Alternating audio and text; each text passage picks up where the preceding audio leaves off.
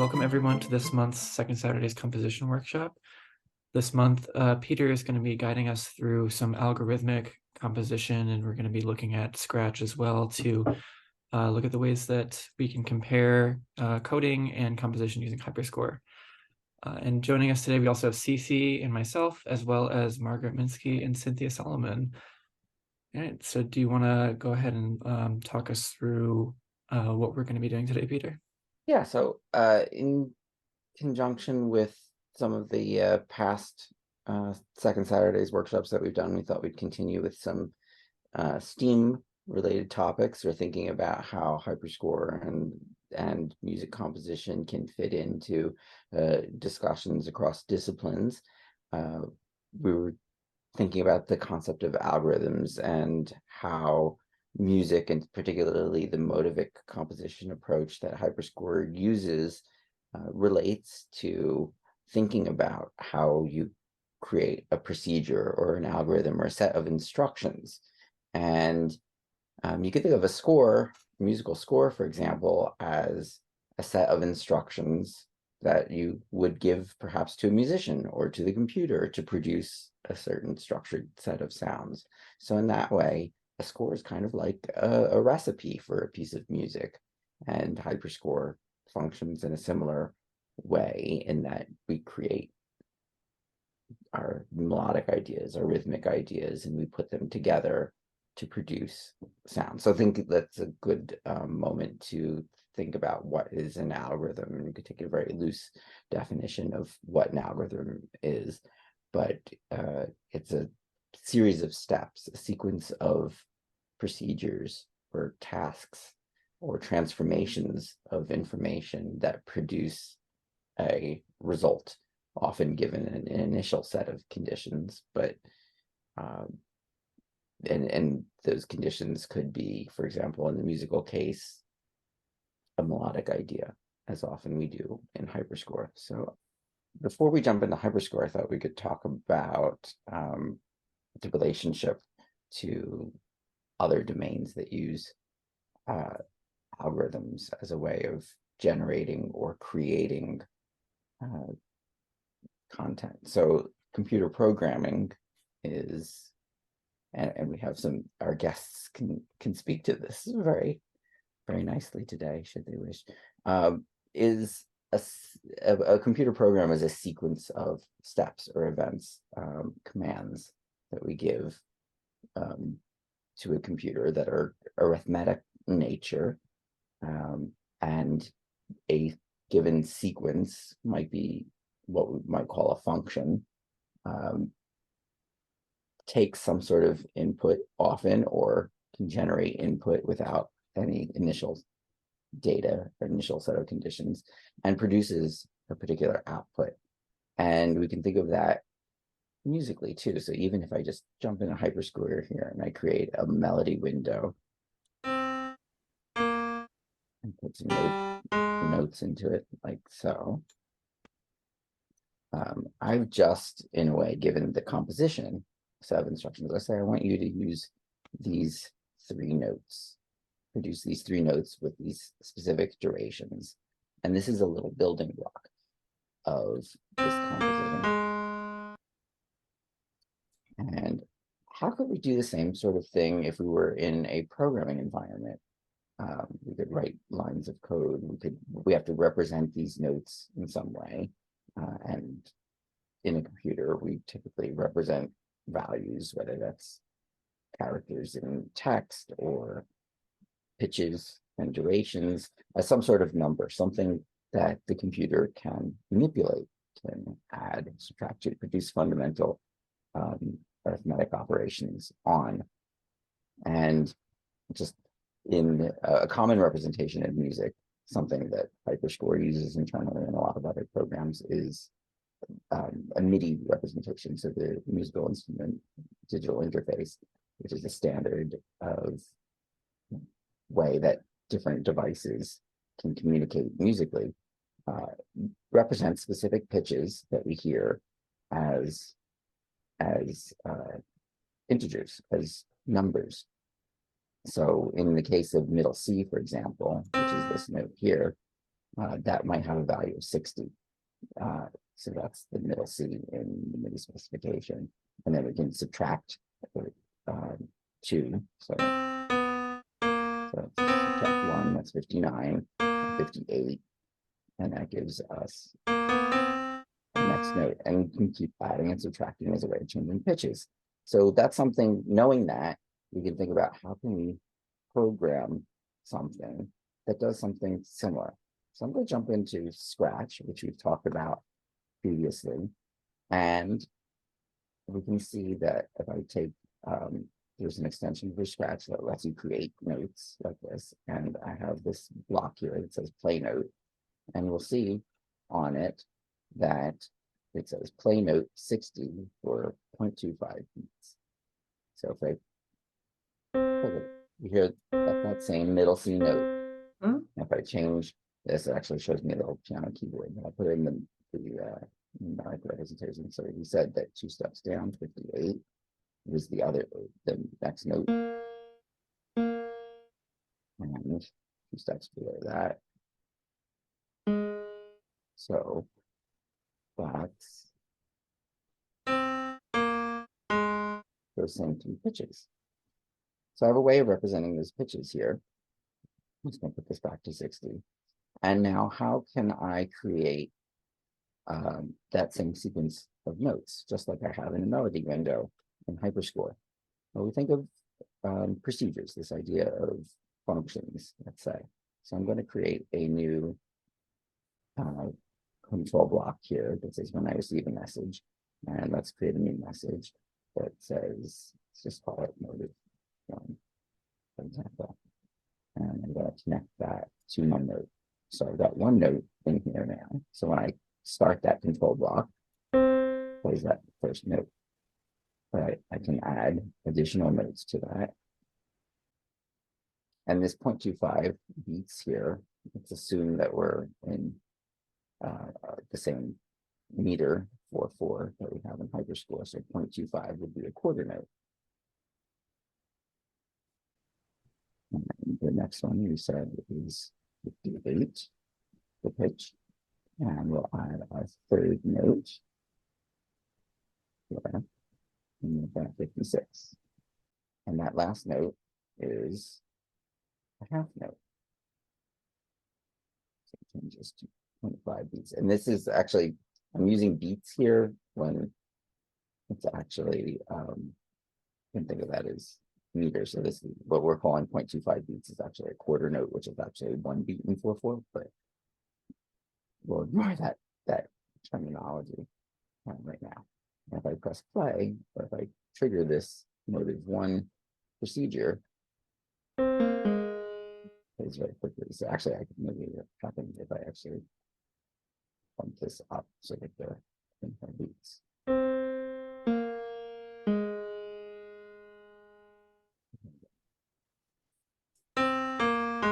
Tempo is a bit different, but gives us the same result. Yeah, and I can actually set the tempo here. So let's add that lock in there. It's up to 60 beats per minute. So if you set that to 120, which is why does Hyperscore sound so much better than Scratch? Different audio samples. Oh, Right. This is, yeah, I think these are probably a bit more compressed sounding than what we have in Hyperscore. All right, so we've produced a little procedure that is kind of our little melody window. It's a sequence of steps. We set the tempo to 120 beats per minute. We play note 60 for 1 beat. We then play note 58 for 1 beat. And finally, we play note 56 for 2 beats. And that's essentially what we've done here. So the advantage of having functions like this in programming is that we can reuse that sequence of steps. So let's say we wanted to play this sequence 3 times in a row. We don't have to tell the program, the computer, to play each note 3 times. I could take these 3 notes or add more notes and have it play it again that way. But if I just want to repeat that, I can use a loop, a repeat loop here. And I say I want to play this for 3 times. And what do I want to play? Well, I want to call this function that we've called motive 1 here. So somewhere here, I should be able to use this use broadcasting mode, this node here, and I'm going to change it to motive 1. So now, and that's also a good measure, create this start block, which means that I can start this program. This will be the main function of this program. And so when I click the green flag, the go button, it's going to repeat this, calling this function 3 times.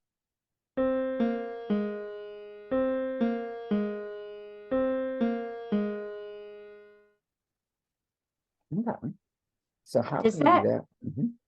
Does that work because they're in the same window, even though they're not touching each other? They're in Yeah, the same so window? so in Scratch, as far as I know, this whole workspace here represents my whole program. Okay. So I can have different blocks in here, these different sequences. It works because they're named. So this is named motive 1, and I could put named it anything. And this broadcast calls motive 1. So they have the same name. If I change this to message 1 and I play, nothing's going to happen because I don't have a function named message 1. But if I change it back to motive 1, and I press play, it's there. So I can add as many of these as I want into my Scratch window, which is very similar to adding more melody windows into Hyperscore. So for example, had I just copied each note and not called the function multiple times, that would be the equivalent of creating a melody window like this.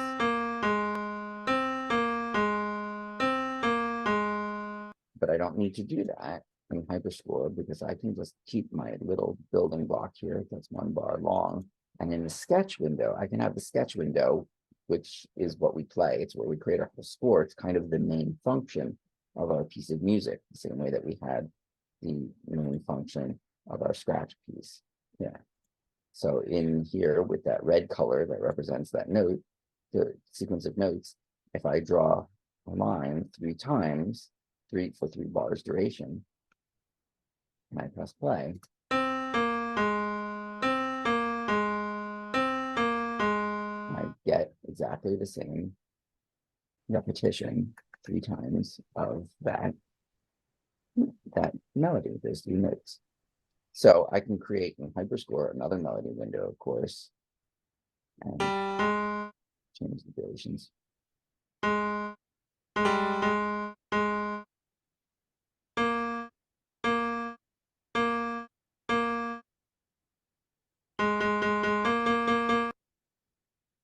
So let's create that second motive as another function. We can keep treating our motives as functions. So I'm going to create a new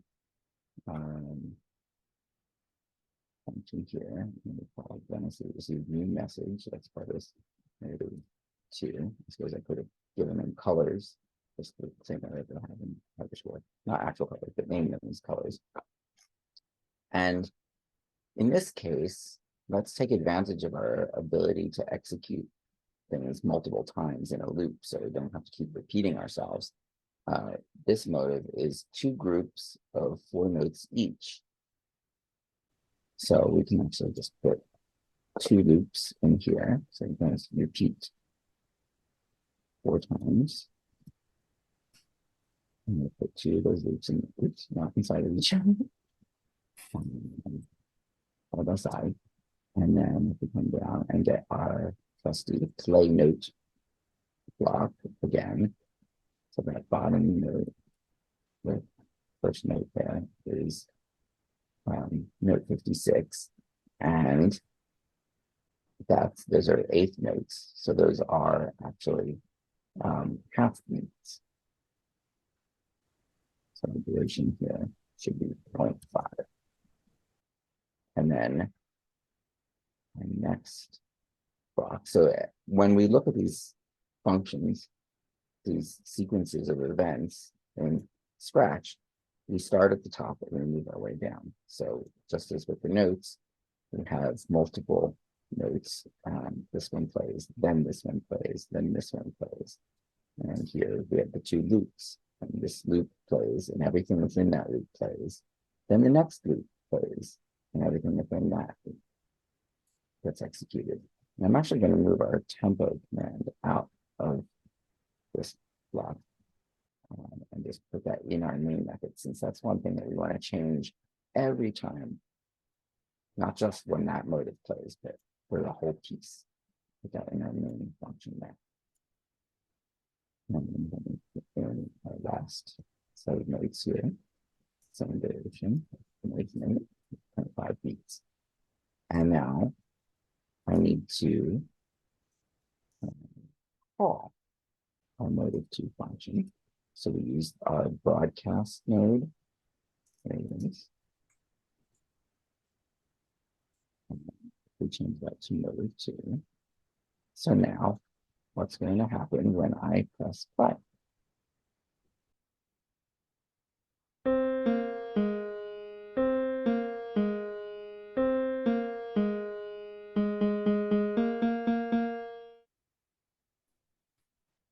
We heard this function get called 3 times.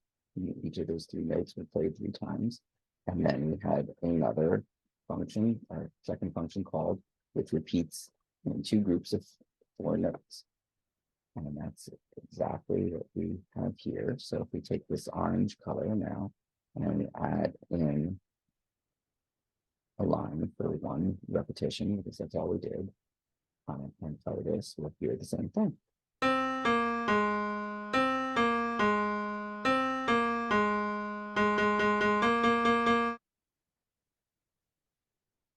So if some of you hear where I'm going with this, we need to make a change, don't we? So we're repeating this a little bit too much because we want to insert the second melody into in the middle of these repetitions here. So we're actually going to only repeat this twice, but we want to call this function again. And this is the great thing about reusing these sequences, this idea of functions that in mathematics and computer programming we call composability, that we can create functions that call other functions. And here we have our main function that's reaching out and calling these other functions, and then we can reuse them. And so if I take a broadcast node here,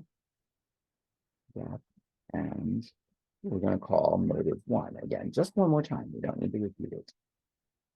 So now we're repeating it twice. We're playing motive 2, and then we're going back and playing motive 1.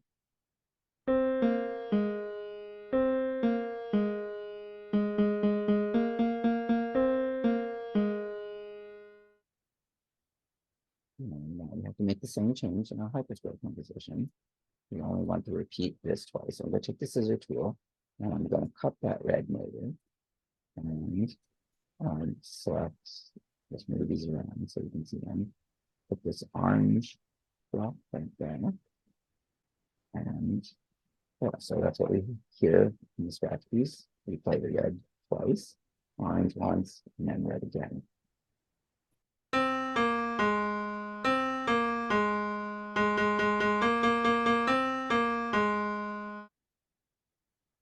So we're treating our composition like a computer program, like a sequence of steps that we can reuse these blocks, reuse these melodic ideas, and then we can start manipulating them and changing them.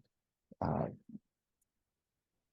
Hyperscore is just a piece of software like any other, like Scratch, and like anything that I could create in Scratch. So when I start looking at a more elaborate, complex composition in Hyperscore, theoretically, I could also program Scratch to create the same composition. Of course, that gets the interface makes that a bit more tricky than just dropping notes sometimes, especially when we think about harmony. So we often talk about one of the features of Hyperscore that is unique is its ability to manipulate harmony, and we often refer to the harmony algorithms that Hyperscore uses. So inside Hyperscore, there's a function or a set of functions that call each other that like these functions here, just a bit more complex, analyze notes and manipulate them and change them so that they fit the rules of Western music harmony that are built into Hyperscore.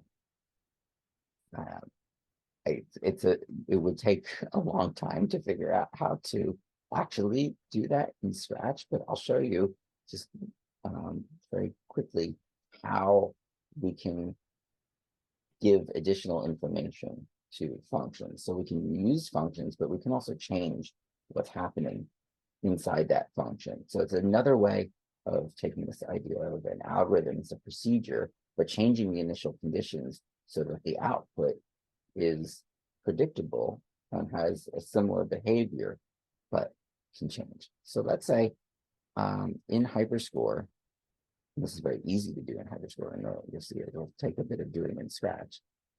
Let's say I wanted to take this for some reason and move these first two notes, transpose them up in pitch. So let's say I wanted a piece to sound like this.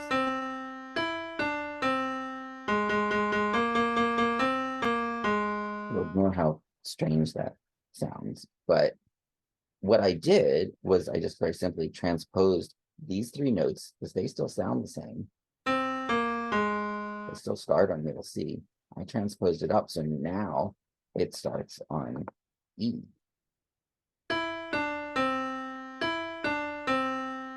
So how can I do that in Scratch? I have to tell this sequence, this procedure here, that I want it to start not necessarily as it's written, starting on middle C, which is note 60, but that I can change it. How do I do that? So in Scratch, we're going to use the concept of a variable, and we're going to do a little arithmetic. So what does it mean to transpose a note? And Hyperscore shows us this very, very clearly. I move this up in pitch to this line, which represents E, and it's helpful. It's useful to think that this starts on middle C, which is our 60, MIDI pitch 60. So if I move that up, I can count the number of lines because each of these lines is a semitone. And each semitone is one integer value in MIDI pitch. So I started down here. So I want to take that 60 and move it up by 1, 2, 3, 4. So now it's starting on pitch 64. But I can move this around, so I can change what that starting pitch is. So really what I'm doing is I'm adding a number of semitones to the notes that I want to play. So if I take the addition operator here and I replace that parameter to this play note block with addition, and I'm going to put that in each of these notes.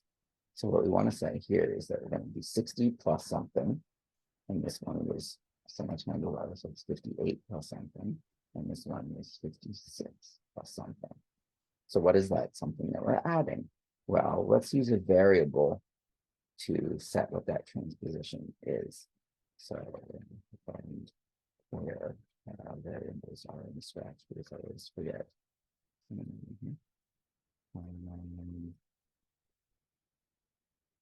Variables. So I'm going to make a variable. Let's just call this transposition. So now I've got this little variable up here, and it's set to 0 by default. So now if I use that transposition value in this operation here, then if I play this function again, we should hear exactly what we heard before, because we're saying 60, which was the original note, that middle C, plus 0, 58 plus 0, 56 plus 0. Okay, so that's what we expect. But now, if I set the value of transposition to something else, and I can use this set back here, and I'm actually going to put this in my main function here because I don't want to transpose the motive every time, because that would reduce the flexibility of that function. But here, let's change my set transposition to, and in the case of here, we moved it up 4 semitones. So I want to add 4. So I'm going to say 4. And now when I play this, it's going to play that motive plus 4.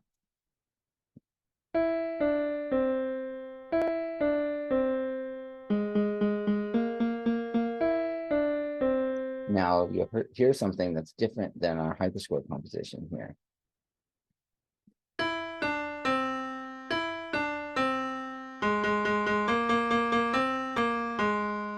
So the last time we hear this red motive in hyperscore, that's still back untransposed, still starting on 60. But when we played it here, we heard that it was up, like the same, up to starting on E, the same way that the first 2 instances started. And one of the reasons is, well, the reason is that we're still transposing it. We didn't change the transposition value. We're setting it once, and then every time motive 1 gets played, it's using that transposition value. Motive 2 doesn't take into account the transposition value, so that played exactly as it was. So we need to reset, after our loop of first 2, that variable transposition back to 0, so we're not transposing it the 3rd time.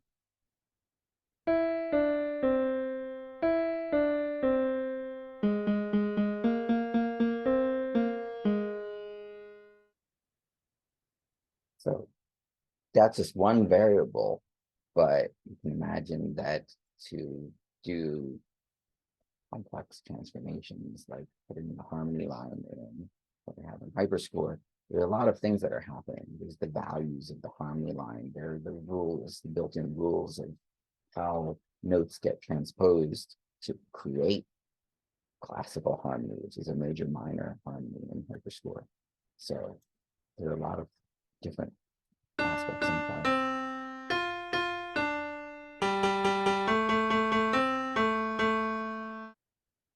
So what you hear there is very different than just these building blocks, but it's still based on the same building blocks. We didn't change the motives. So what's happening here is that in our main loop, in our main function, the sketch window, the harmony line has some functions of its own that manipulate the output of the calls to these other functions, to these other procedures that produce their sequence of notes. And in a moment, we'll have a little peek into Hyperscore's internal code so that you can see a little bit of what that looks like in the actual code for Hyperscore. But I think that is a good place. If anyone has anything to add, questions, thoughts? On the Scratch code, can you go back at that for a second? Oh my gosh, that's so much harder than just using Hyperscore, but it's because I'm not a computer person. But I'm interested why you put that second set transposition above motive 2 and not above motive 1, because was it actually transposing motive 2?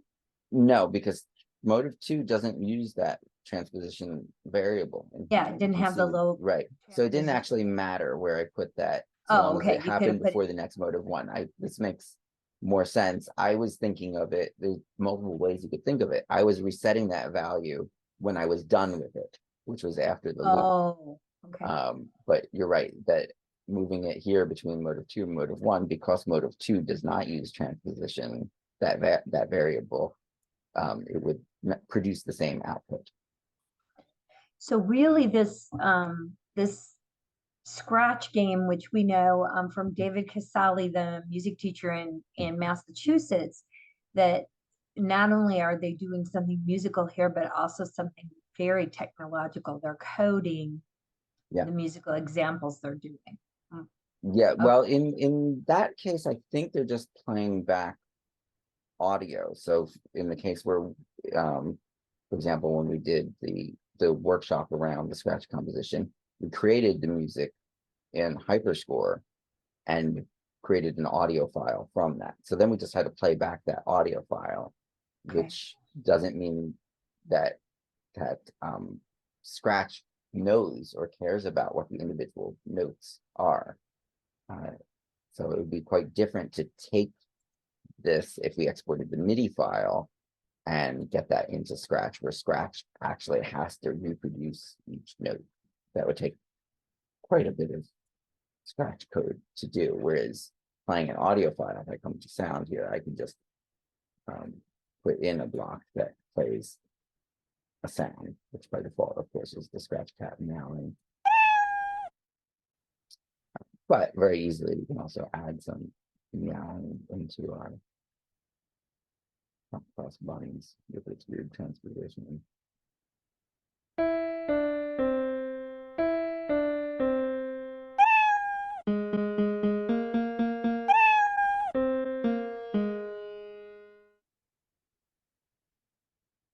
And actually, we heard that it waited for that sound, so I added some time and changed our rhythm. So actually, there's another command here. Stop. I always find moving the Scratch blocks apart to delete them. So here I had said play sound until done. I'm going to use this other block, start sound, and that's going to allow us to meow over music, which is a sentence that you'll only hear in Hyperscore composition workshops.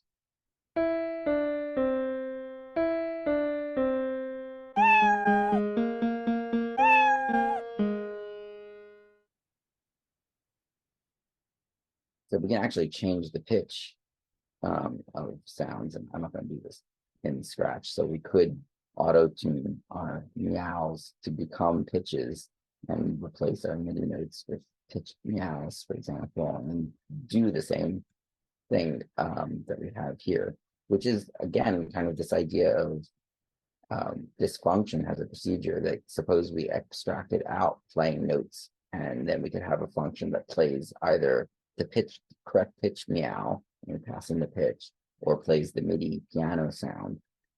So you can create another level of functions here that can change what instruments that you're using essentially. And of course, in Hyperscore, you can just do that very easily by picking a different instrument set. We don't have the Scratch tab in here yet, but it changed the pitch the timbre that we're playing very easily.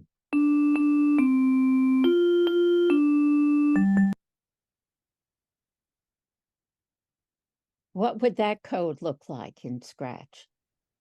In Hyperscore, you had 3 different, what do you call them? I don't know.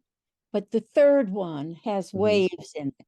And I want to know, the harmony line. I want to know how that gets represented.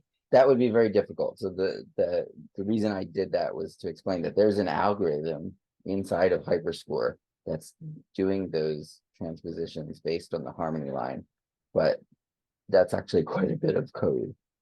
So if I actually, But wouldn't you want to do that quickly and therefore, oh, I don't know. Anyway. It would just be hard to implement that. Yes. It's complicated. So yes, theoretically it could be implemented in Scratch, but it would take a very, very long time to figure out. If you wanted to give us a peek behind the curtain at the harmony line coding. So right now we're looking at a file called Sketch, and this is the code that represents a sketch in Hyperscore.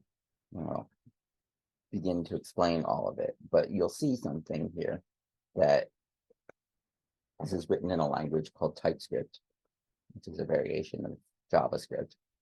And what you'll see are these blocks of code. and they look kind of similar to the Scratch blocks in a way. And these are the functions, and these are the arguments to the function. So it's kind of like when we use the variable to pass in their transposition, I can pass in different variables that only affect the behavior of that function. And each function has a sequence of steps in it. Each line of code here represents a command, and sometimes that command is calling another function. So that's that idea of the composability of functions, or the reuse of functions. Some of these functions don't do very much and are not particularly interesting, but actually this one is here. So let's look at this function, which is append. And this is a way how how strokes get added to a sketch window. So every time stroke, which is called a variable name is item here, and has a type of what we call serialized stroke, gets added to a sketch window, it executes this function.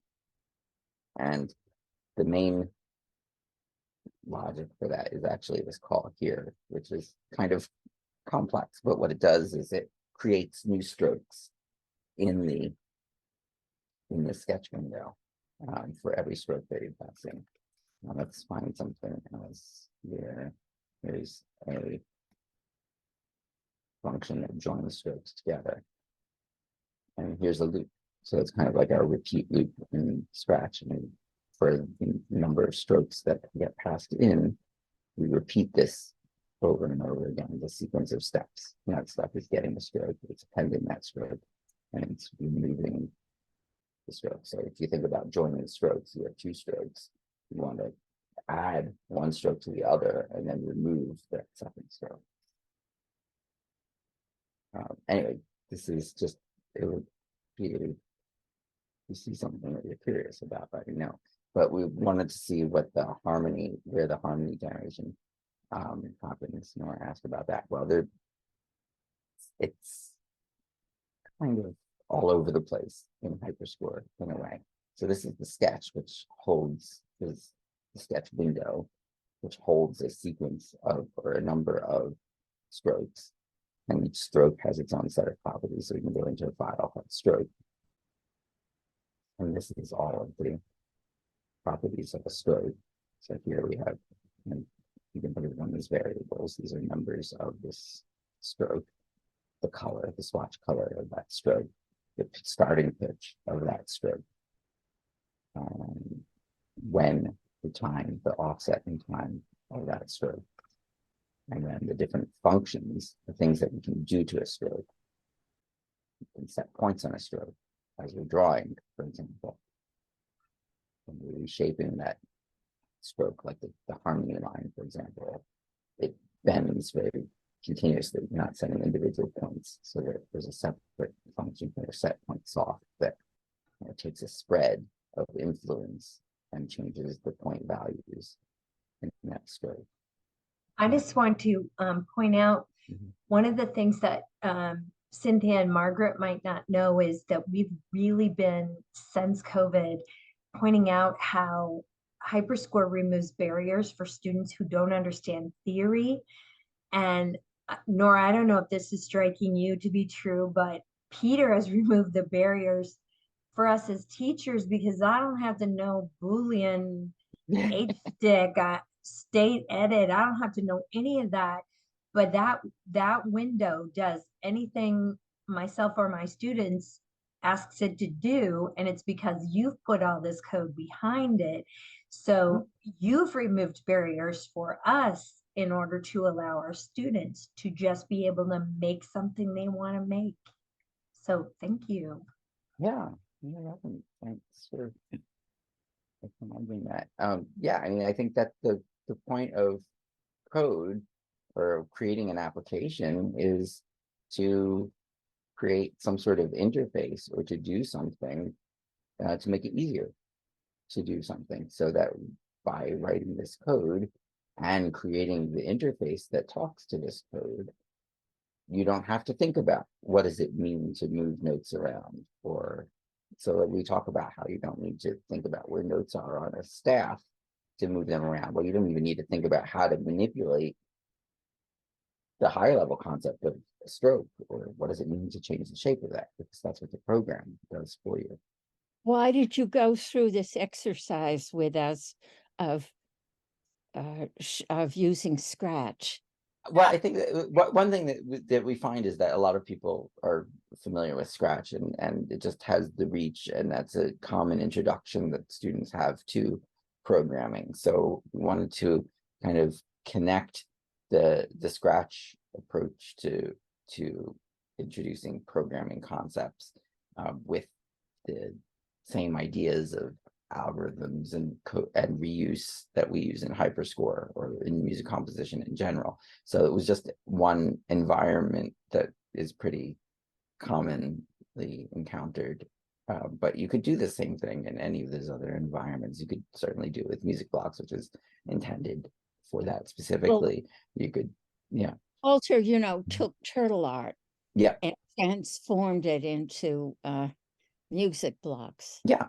And that, I mean, from my logo days and thinking about turtle art, and I had an assignment once, which was implementing a turtle graphics virtual machine in a computer science class. That, yeah, I mean, these same concepts are kind of universal across programming. I spent all my time doing turtle stitch. Mm-hmm. Do you know what that is? No. I make designs in this software called Turtle Stitch, which is written in Snap for an embroidery machine. Oh, that makes sense. Yeah. I do things like, oh yeah, this. Yeah. Or this is even, you know. Right. Yeah. And that reminds, so we've talked about kind of the relationship between programming and music today, but yes, turtle graphics certainly, I mean, what you're doing there is beautiful. That's and all that you're creating visuals, but you're creating visuals procedurally. Yeah. Yes. And I could, if I just stayed in the turtle stitch environment and not the embroidery, unless I made recordings, which I could clip on to the embroidery, that would be interesting. Margaret, that would be fun to make recordings and have them. Oh, yeah. Yeah. Okay. Oh yeah, that would be like a. I got Margaret involved in turtle stitch, you see. A bunch of turtles.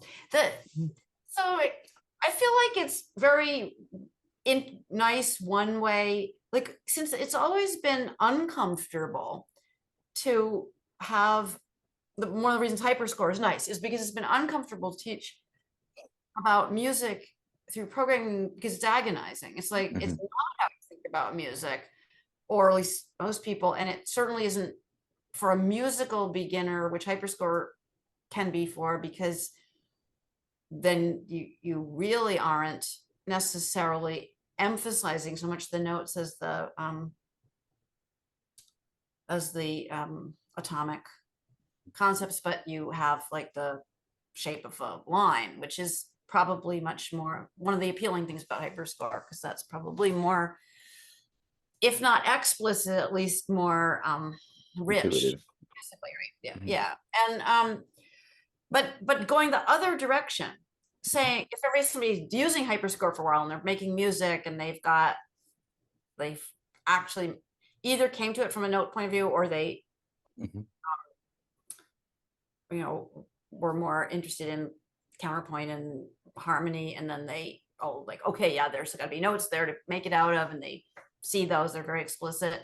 And then to go that direction, saying, okay, how the computer's doing this, how does it do it? Okay, wow, we could go look at this programming language and see this way that you build up things, and somebody had to do it to build up this interface. And that's kind of cool. I mean, I don't know if it would appeal to everybody, but there's going to be salespeople that would be a really, I don't see it much going in the other direction, because it isn't very appealing to make music that way, which is kind of why Hyperscore exists. So I don't, but that's fine. Like, one of the things that I was really thought was especially interesting is getting a whole for those adults or children that might enjoy finding out about how you implement something. I don't even know if algorithm's the right word for it, or how you engineer it. Yeah. Look, so I was looking to see what kinds of harmony there were in the current hyperscore, and then there's one called general, one called classical. Yeah. But they're not like are there a bunch other ones that are hidden? Like There are other ones. There used to be some other ones in quite a few versions of Hyperscore ago, and we have plans to reintroduce those. So there's pentatonic. I mean, you could think of So like Mhm. you have, let's just say you had classical and pentatonic, some kind of pentatonic, and you just happen to have those. And then when you went to the TypeScript, I'd be like, okay, how are you engineering that? Like how abstract, because the notes are very concrete, but how abstract is that? How much other stuff has to, you have a picture, you got the thing. We know from playing it that that they're related. Like if you put the same lines on there and you switch between pentatonic or or like maybe modals, different other like various modes. So like say we're all in pentatonic, we had various modes, and then you switch to classical. It's like here in China. Okay, I'm not actually an expert linguist, but at all. But it's like here in China, you have in many languages that are slightly mutually intelligible, but not very. So a person who speaks one of them, like the one in Shanghai, might be able to sort of understand something about what somebody in Cantonese, or if they didn't know Mandarin, which they all have to, but if they didn't know Mandarin, what somebody in Mandarin was saying, but just like sort of the contours of it, maybe something about what it means. And that's like the same thing changes with harmonies, right? There's there's a relationship, but you might not be able to articulate what it is between the same hyperscore sketch being played with one harmony and another. So some people might be really interested. Oh, if I want to go to see the code for that, what is affected by switching just this variable called it's pentatonic versus it's classical? Where does that have to reach into the program? What decisions have to be made on the basis of it? Like all just like what note to play? Are there some decisions that have to be made about it could be this interval or that interval, and somebody's got to choose, so it's extend beyond the one moment? I don't actually know the answer. Because I can tell you that yes, it is all of that, because it does look at something of the structure, and what changes based on harmony is based on the position of the note in the meter, for example, so that notes that are on the downbeat are more likely to be harmonized than notes that are later. It has to do with the duration of the notes, so passing tones don't get harmonized as much as longer notes. It has to do with the relationship of what's come before, so there's some in this relatively small window time scale comparison of what chord progressions have we gone through, and what's the next logical chord progression given that harmony setting and that mode or that key that we're in. So it's complicated because it is all of those things, and it would be slightly different for each of those harmony modes for sure. So I think that's kind of cool way of being able might be kind of cool, because somebody loves what's happening already musically, and then they could learn something about the engineering without doing every detail of it. Right. If you were able to make the TypeScript have a little bit more visual, like come up with a visualization of what those transformations diagrams of it, or some kind of temporal what do you call it, like Philip Go's stuff that shows how many different variables are being affected, and then when it collapses, things like so. That again was kind of more interesting because it's a richer piece of engineering that's intriguing, because instead of having to learn like rock solid, the program's got to work, you got to get the bugs out, and you've got to like figure out all the stuff. You could just get some idea of what the program has to cope with. Right. And that was kind of interesting. Yeah, So and we don't talk about that a lot. We talk about it, it's happening, but we have never visualized that in any way.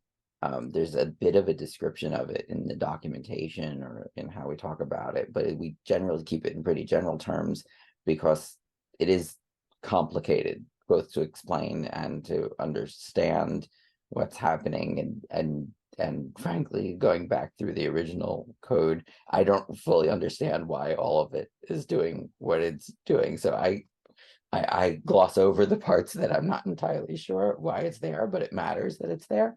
I have an actual question. Is that all like, this is where I don't know stuff about music, so take my question as being very naive musically.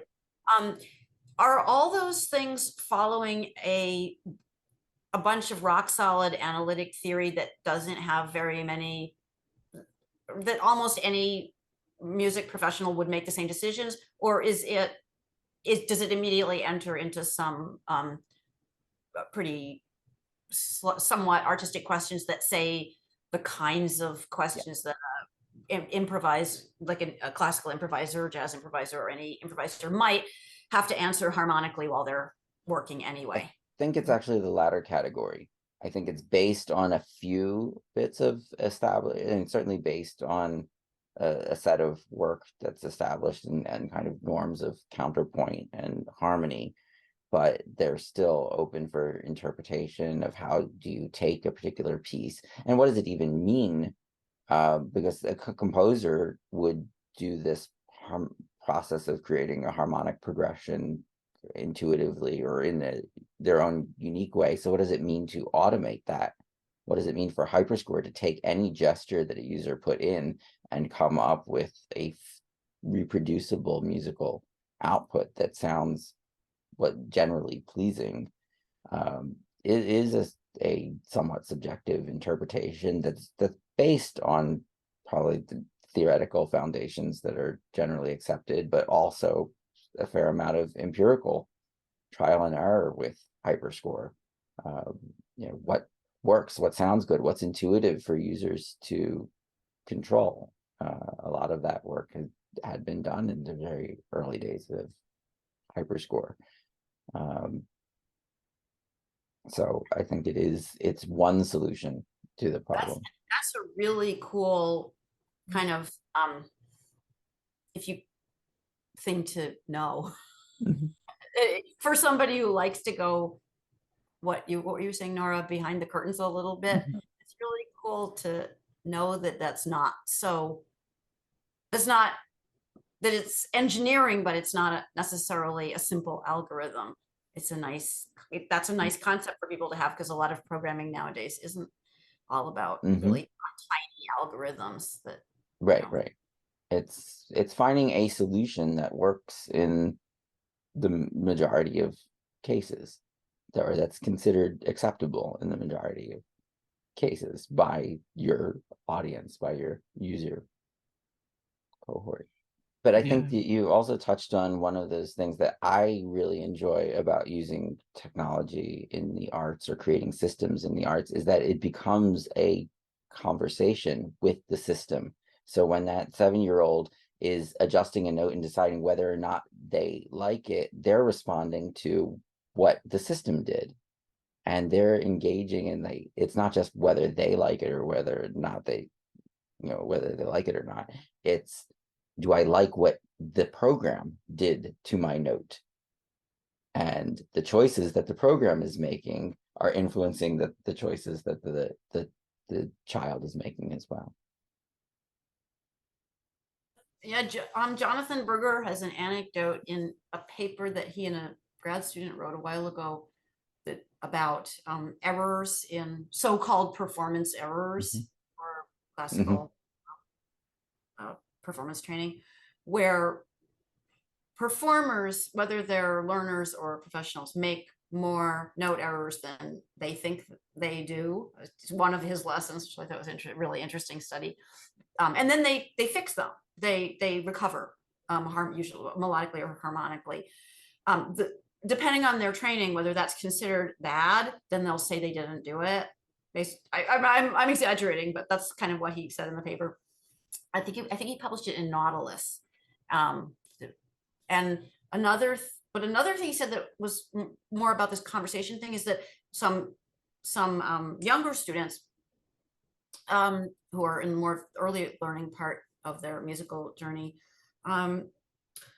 sometimes in some sense try to have a conversation with their teacher about this in a way by having consistent errors in certain repertory pieces that make sense from internalized harmonic or melodic theory, usually harmonic, something to do with harmony or harmonic progression. And they're doing something where they're like being the mini Bach who isn't so clever as the real Bach, and they're making something that makes more sense. And the teacher just says no, instead of like, oh, cool, you fixed that piece to be understandable so you can play it and hear it. Instead, they're like, just don't do it that way. And they don't end up being able to have the conversation that then talks about what that celebrates that they've internalized some musicality, because nowadays we don't do that in performance training. But I don't know if it's anything like having a conversation with a program, but probably some really brilliant teachers end up having those conversations with students, like saying, okay, go ahead, play it that way for a while, because it'll solidify your ability to make these canonical progressions really well and play them all over the place. And then like, okay, then we'll have to fix this up because you have to perform in recital and it's got to be note perfect to the composer, or see what the composer was doing. It was really clever. It gives more ambiguity. Like you managed to fulfill that. Berger didn't go into all those questions, but he kind of indicated that there might be some stuff like that going on in conventional music education and errors and error recovery from people all the way to very professional. I just think it's really interesting, like, because the conversations don't take place about that. Yeah, I think that's probably true throughout education, not just music education, that we partly because it's efficient to get fixated on a degree of formalism that may disregard variation that is valid, or even more extreme, that is intuitive. And then you don't have the conversation about, well, why do you make those mistakes? Or why does that sound more correct to you? Or why is that easier to play? Or why, you think about this linguistically, when you're learning a language, you make errors, grammatical errors or vocabulary errors, but there's probably a reason, even, or young children just in the development of their native language, they're identifying inconsistencies or irregularities in the language. They're trying to impose an intuitive regularity on something that's not regular. But also in the case of like music performance or mathematics, that, we have the idea that there is a right answer, and that reproducibility is important, that the fidelity of reproduction is the goal, rather than interpretation or variation, or the deeper conversation about why things are the way they are, or why you do what you do. Yeah, it's really amazing. I mean, I think that one thing that excites me about Hyperscore and the kinds of pedagogy that we're talking about using with Hyperscore is that there isn't an implication that using the classical harmony mode to iron out all the dissonances in a certain piece is necessarily the correct or right way to go about things, and starting from what like a user is interested in doing and what sounds good to them. And I think that like it definitely something that I've noticed, and just kind of hearing tales from different people in different schools and stuff, is just hearing how the classical mode can be a really great tool for how the different harmony modes can be really great tools for like mitigating dissonance when it's not desired, but that different people really have a completely different taste and desires, and it's also subjective, and there's not this kind of formalistic objectivity about what is correct And I think that that's something that I would hope to expand upon even more. And I think it does kind of bump up against some of the institutional expectations that are in place from some of the, the curricular notions of musicality. But I think that that's just a really exciting area to build on. I saw, my daughter sent me a TikTok of a kindergartner, and the teacher had put a title on it that said, "This kinder will rule the world someday." And it was a 5-year-old who was playing something that was, considered to be a classical piece. And then they put something on the end of it or did something different. And they said, "Now I fixed it." And the teacher was like, this kid gets it because they heard it as incorrect and went back and made it the way that they thought it should be. And what a wonderful thing that the teacher celebrated that instead of saying, "You cannot change Bach. Bach is what Bach is." But instead they said, wow, they heard it as it needed to be different. And, that was so cool. But when I was teaching that, the harmony modes, the classical, I used to say to the kids, try it out. But then if it doesn't sound like you, don't use it. If none or general sounds more like your piece, then use one of those buttons. They're there for you to choose to use. It's not mandatory. So thanks for making that point, Nora. Yeah, what you just said and what Margaret was saying earlier about the performance areas reminded me. When I was playing in my middle school band or something, I remember kind of petulantly playing wrong notes because I was like, this sounds better. Why is it not written this way? This is classic. You were saying, Peter, just reminded me of what I thought was going on in Marvin Minsky's head when he improvised. And I could never articulate it, but that's what all that stuff you were talking about. And you ought to write that stuff in sort of a dialogue, just like what you were doing with us now in a dialogue form, so that it's immediate. Yeah. And that, I mean, when you think about improvisation too, we were talking about the conversation that we have with software, technological systems, but in improvisation, you're having a dialogue with, in some ways, the music itself or what you've produced already. So it's this very similar thing, I can imagine. Well, my little bit of experience with Chat GPT allowed me to have that kind of companionable dialogue around turtle geometry. And I tricked it so it was wrong and it was very apologetic. And knowing more or as much as also was really wonderful for the dialogue. I work alone, and so to have a companion that I could chat with, talk with, was very wonderful. And I can imagine, well, I can't imagine how it would move into the music area, but it's going to. Oh yeah. There's been a fair amount of work. What you just said is so important to highlight, and as I said, as a dialogue. So I got so much out of today. Thank you. Thanks I'm so happy that you both were able to join us. I have to take off shortly in time, but because we're here, I just wondered, I don't know what you usually do in the workshops, but I would just be interested to if there's a demonstration, super cool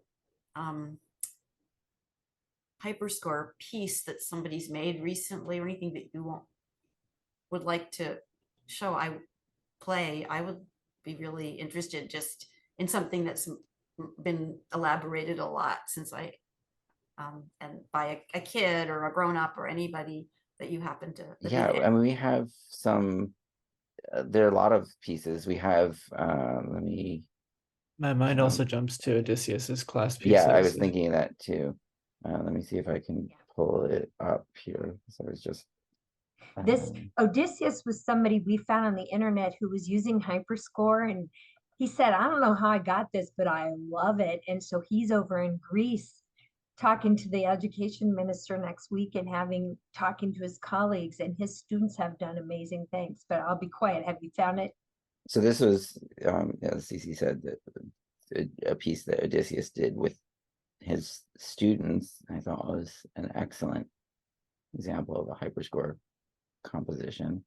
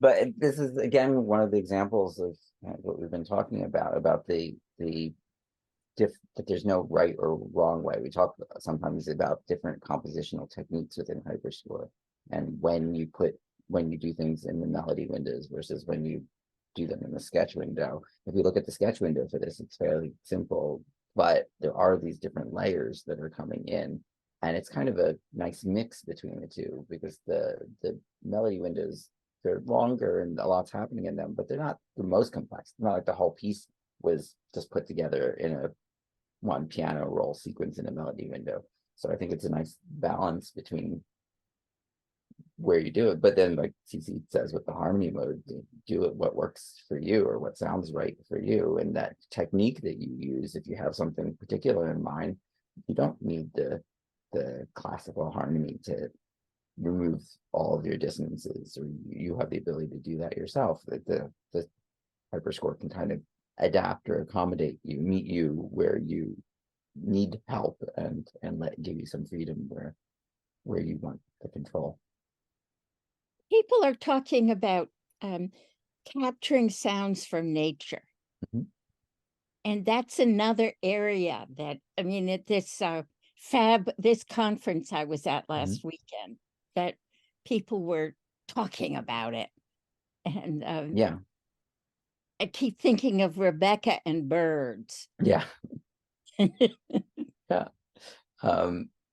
Yeah, we've been talking about birdsong as well. There was a composer whose name escapes me who recently tried to transcribe. Ben Mirren. No, another composer that I had seen a segment on, trying to transcribe bird sound with Ben Mirren to like this. Like, what are the rules? Exciting than recording the sound is to be able to manipulate or understand what they're doing. Like have the like, we think that we know what music is, and we accept that the bird song is musical, but when you see what they're actually doing, it doesn't conform to our rules of music. They're much more expressive and creative than we tend to be musically. Yes, well, yes. And Cynthia, at one of our Saturday workshops, we did our science version of STEAM, and June had found a recording of a glacier melting. Yes. And so we built the whole piece around the sound of the glacier melting. That was really cool.